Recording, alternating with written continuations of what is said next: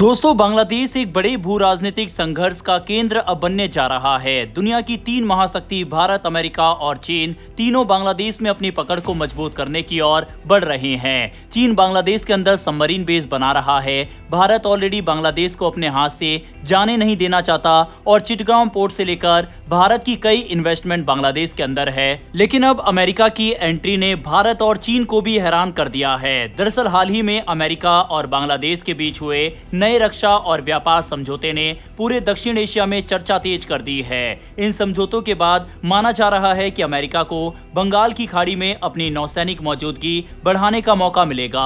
Reports के मुताबिक अमेरिकी नौसेना के युद्धपोत अब बांग्लादेश के बंदरगाहों और एयरपोर्ट्स का इस्तेमाल रख रखाव, ईंधन भरने और रसद सप्लाई के लिए कर सकेंगे।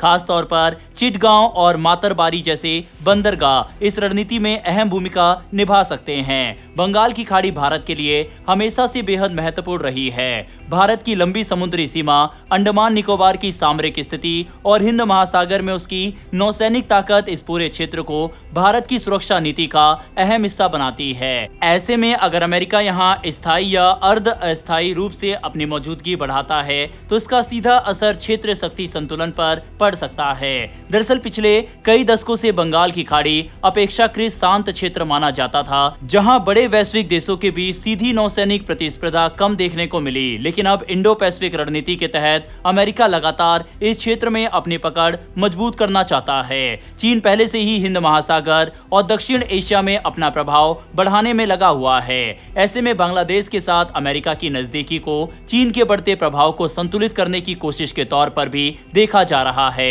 रिपोर्ट्स के अनुसार मई 2026 में अमेरिका के ट्रेड रिप्रेजेंटेटिव ऑफिस के अधिकारी ढाका पहुंचे थे, जहां दोनों देशों के बीच पहले से हुए व्यापार समझौते को लागू करने पर चर्चा हुई। इसी दौरान रक्षा सहयोग, खुफिया जानकारी साझा करने और समुद्री सुरक्षा जैसे मुद्दों पर भी बातचीत आगे बढ़ी। इसका मतलब यह है कि अब अमेरिका सिर्फ व्यापार तक सीमित नहीं रहना चाहता, बल्कि वह रणनीतिक और सैन्य स्तर पर भी बांग्लादेश के साथ मजबूत संबंध बना रहा है। इस समझौते का आर्थिक पहलू भी काफी महत्वपूर्ण है। अमेरिका ने बांग्लादेश से आने वाले कुछ रेडीमेड गारमेंट पर टैरिफ घटाकर 19% कर दिया है।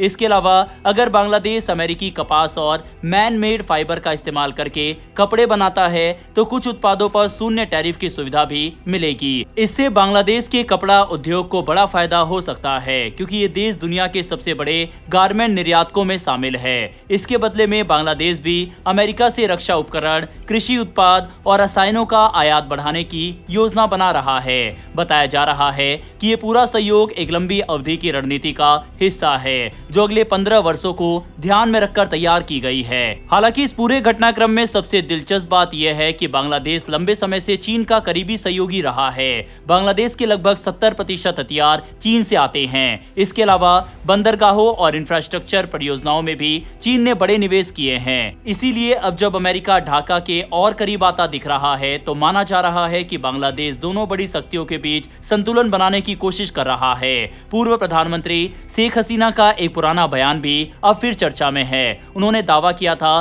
कि अमेरिका ने बंगाल की खाड़ी के सेंट मार्टिन द्वीप पर सैन्य अड्डा बनाने का उनके ऊपर दबाव डाला था। हसीना ने यहां तक कहा था कि इस मांग को न मानने की वजह से उनकी राजनीतिक स्थिति कमजोर हुई। हालांकि अमेरिका ने इन आरोपों को पूरी तरह गलत बताया था, लेकिन इस बयान ने यह जरूर दिखाया कि बंगाल की खाड़ी अब सिर्फ व्यापारिक नहीं बल्कि सामरिक प्रतिस्पर्धा का भी केंद्र बनती जा रही है। भारत के नजरिए से देखें तो ये स्थिति काफी संवेदनशील है।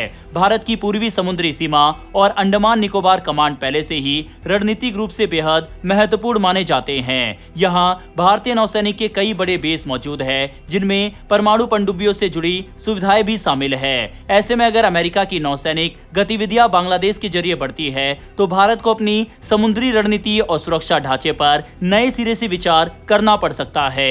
हालांकि ये भी सच है कि भारत और अमेरिका पिछले कुछ वर्षों में रक्षा और इंडो पैसिफिक रणनीति के मामले में काफी करीब आए हैं। इसीलिए भारत खुलकर इसका विरोध शायद ना करे, लेकिन वह निश्चित रूप से इस पूरे घटनाक्रम पर करीबी नजर बनाए रखेगा। दूसरी तरफ चीन चीन भी इस बदलाव को हल्के में नहीं लेगा, क्योंकि बांग्लादेश उसके लिए हिंद महासागर क्षेत्र में एक अहम साझेदार रहा है। कुल मिलाकर अमेरिका और बांग्लादेश के बीच बढ़ता सहयोग सिर्फ दो देशों का समझौता नहीं है, बल्कि ये दक्षिण एशिया और हिंद महासागर क्षेत्र में बदलते शक्ति संतुलन की बड़ी कहानी को दिखाता है।